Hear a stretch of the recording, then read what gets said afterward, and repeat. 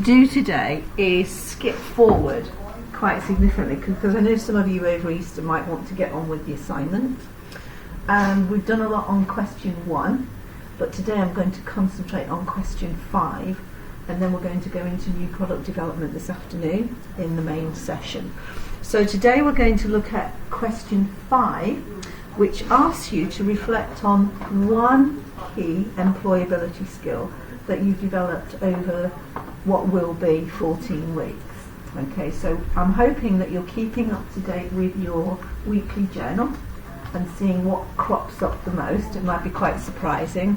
So we're going to look at how to do that, and what I like for it to be is in a particular format, this section, so that you keep to the word limit but use a model as well. And we talked a little bit last week, didn't we, about Gibbs's reflective model. So today we're going to have a look at employability skills, how to write reflectively, and I'm going to give you an example. When you see these slides on Blackboard, there are lots of notes underneath the slides which will give you a really good idea of how to structure it. There is no right answer. I don't sit there with a right answer. I just look for the application of the model. So this is Gibbs's reflective cycle from 1988. On Blackboard there are a couple of documents, one from Oxford Brookes which talks about Gibbs's reflective cycle, and there's another one, a couple of know about employability skills as well. So for this section, I think it's in lesson 5, you need to have a look at all of those documents, but I think one is about 123 pages long. I don't expect you to read that. Alright, so what you could do when you're presenting section 5 is to write it out like this with headers. So your main headers are going to be description, feelings, evaluation, analysis, conclusion and action plan. They're the kind of subheaders that I'm hoping to see, which makes it very clear to me what you're actually going to talk about. And then in orange or a different colour of your choice, you could put those orange words, what happened, what were you thinking and feeling. And so I'm looking for those feeling words. You know, I was feeling anxious, I was feeling happy, I was feeling excited, whatever you want to do there. So in the evaluation section, what was good or bad about the experience. So we're looking particularly at employability skills right now. Now the evaluation and the analysis are probably going to have more words in them than anything else.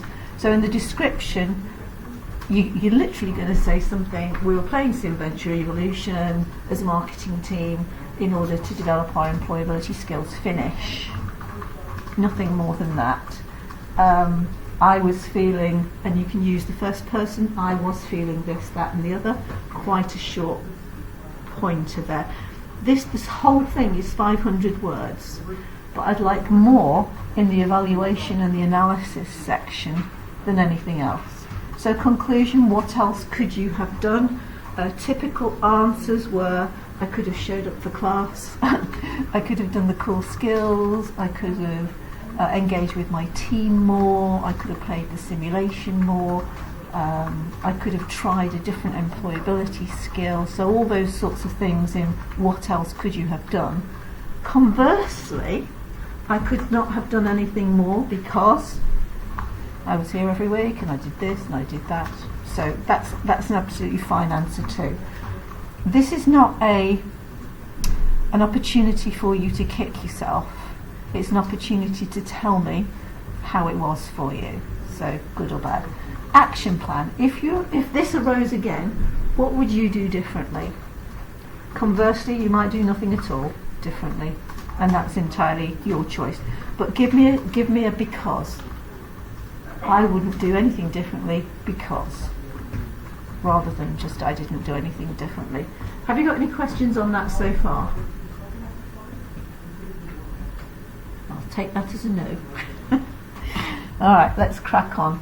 So you can choose from any of these employability skills, and you are reflecting them on a weekly basis, keeping your diaries up to date. You may notice a collection of employability skills that are recurring every week. So you might want to just make a note of that. Or you might say, actually, I came into SimVenture with the joy of working in a team, for example. But however, my communication skills seem to have developed more than my team working skills. If you want to, I'm only asking you to use Gibbs's reflective cycle to talk about one in depth using the cycle. You could list out, and I'm saying this with caution because I don't want you to go off track, you could list these out and do a little brackets with the number of times you've noticed that cropping up, but no more than that, because I don't want you to talk about all of them. I only want you to talk about the one that's most important to you that you've developed, okay? Because this is a great opportunity for including this on your CV when you're applying for jobs. With that in mind, has anyone seen the announcement this morning? I put up, there's a job going for Got to Be Marketing. I know the guy really, really well, and one of the managing directors was a student who did SimVenture Evolution like 12 years ago, and he set up his own company called Got to Be Marketing. It's a very good company, they're very nice, and they have some very strong values about cross-cultural identity and working with people from ethnic backgrounds and what have you. Very, very good company. They have offices in Southampton, London. I think they've got one in Ireland, not sure, but they're very good. And he's going to do some work for me. So I'm actually going back to all my students now, saying, what can you do for me? So have a look at that. Closing date is tomorrow. Okay, so no pressure. All right, so let's have a look. In the slide notes, I'm not going to go over these because they'll bore you to death. In the notes, in the slides, you'll see what each of these things mean, so that you can calculate whether you're developing those or not. So we're just going to look at self-management, team working. Business and customer awareness is probably going to be a big one for you, because we're marketing students. My profession has always been in marketing, but the awareness of where marketing fits in the entirety of a company is quite interesting to know. Certainly for SimVenture, for example, this is the first year in 10 years that we've had a full-time marketing person in the company. We all did it. So it can be quite interesting to do. You'll be problem solving all the time.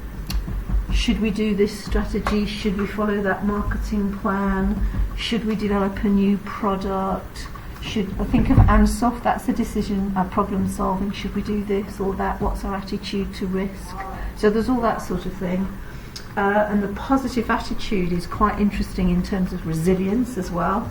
I have students that I can't mention at another university who actually stood up and ranted that they didn't like it last Thursday.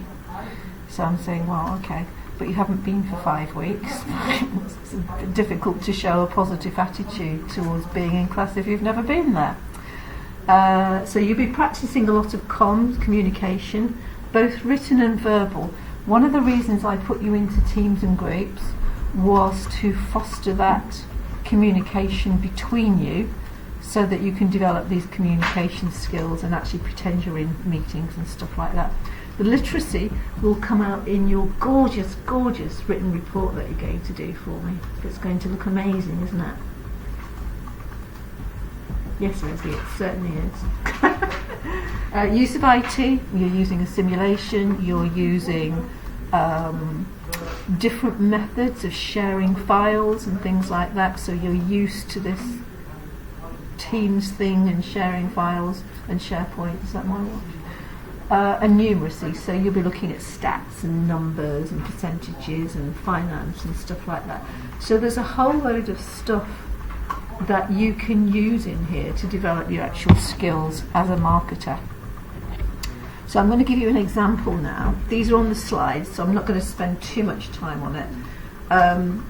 And this was actually from what somebody wrote here about 4 years ago. So they decided to look at self-management skills. So they played a simulation game called SimVenture Evolution, strange.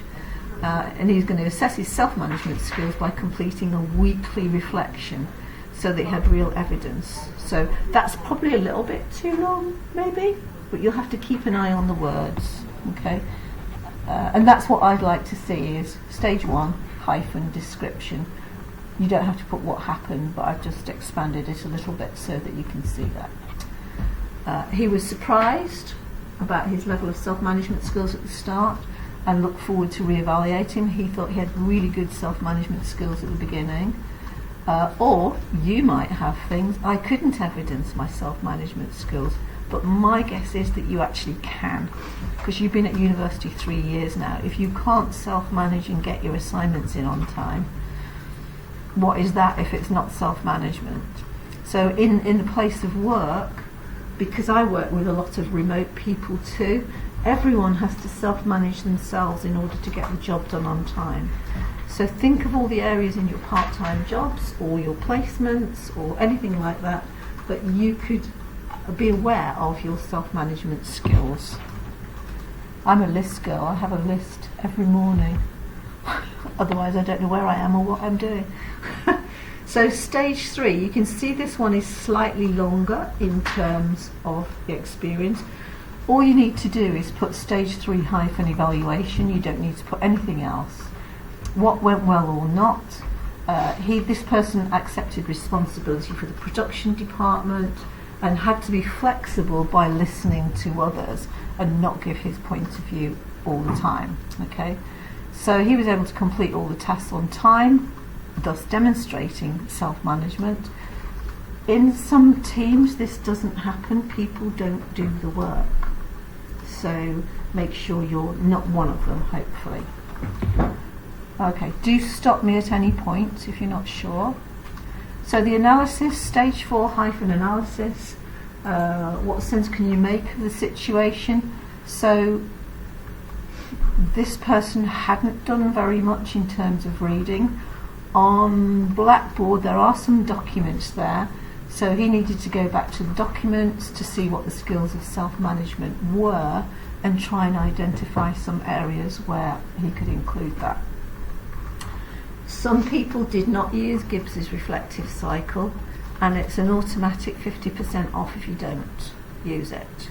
So make sure you do use it because it just gives you some structure.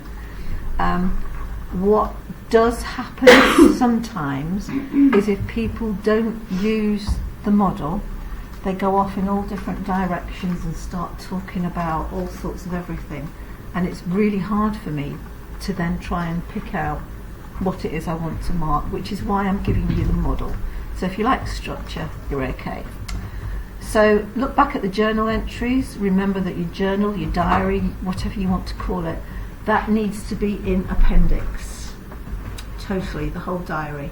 You can tidy it up a little bit and spell check it and fix stuff out if you want to. Some people actually do nice little figures about what the employability skills are and just put them in each week as to what they've developed so they know. So you can do that.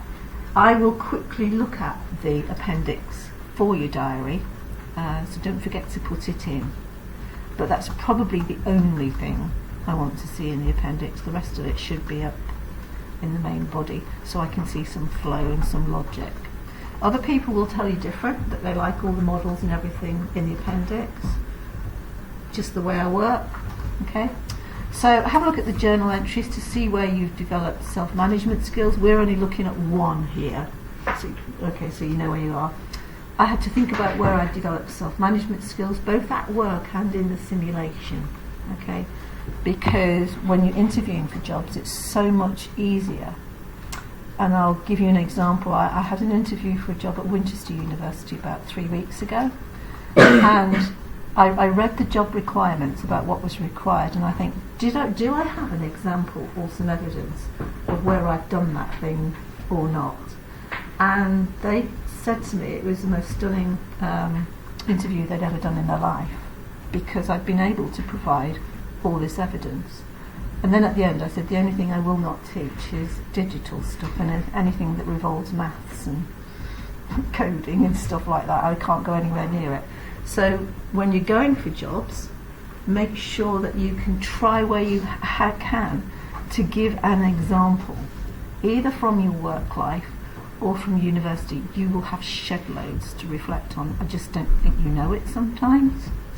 Alright, so have some evidence all the time. And in conclusion, These bullet points are, you could use 2, maybe. I've just done 5 because I can. Could have downloaded and read the Young document, could have done more reading on Gibbs, could have done a better job when I was asked to write up the journal every week, could have engaged with the simulation more on my own. Don't think I could have done anything better because. Okay, so you can use any of those sentences, and it's just a very short summary of the entire reflective piece. Okay, so if this arose again, I've had this from a Sunderland and London student, because we teach them on a Monday night, could have asked me more questions at the beginning, could have asked me to come and sit with them as a group in order to help them so they're not confused, because all I get from this particular group is, I'm confused. I said, well, tell me, and then I can come and sit, and that applies to you guys if you are. I don't think you are, but I don't know unless you tell me. Okay, so your knowledge is transferable, your professional skills are transferable, everything that you've learnt here at university is transferable. Try and pick out what those transferable skills are. So you probably have a whole load of stuff for employability and marketing that you could shift to another company and another industry. But to be aware of that is really good. This person could have completed all the tasks when asked to demonstrate time management skills, because he probably didn't have any. But the problem here is that he's now talked about time management skills, and I wanted him to talk about self-management skills. So just be careful you don't go off track there. I know that I have to accept 100% responsibility, and my success is down to me. He was pleased with the performance. The one thing I would do differently is, or I wouldn't do anything differently. That's quite key. So your turn now. So what I'm going to ask you to do is choose one of those employability skills that you've looked at so far, and you may have. Has anyone actually seen a development in one particular skill every week, or has it been quite random? A bit random? Yeah, a bit random. A bit random. That's absolutely fine. Random's good. So you're going to have a go now at one employability skill that you want to talk about using Gibbs's reflective cycle. So it's about 500 words, and all I want you to do is give me. There's notes under the template there. So if we go back to here, so you've got probably about 15-20 minutes or so to just go through and talk about one employability skill and write one up. And the reason I'm asking you to do that this morning is so that if there are any queries or you're not sure how this is going to go, today is the day to sort that out so you're ready for question 5 of the assignment. Yeah? So this is on your own now to follow that cycle through. Any questions? No? Crack on, ladies and gentlemen, then.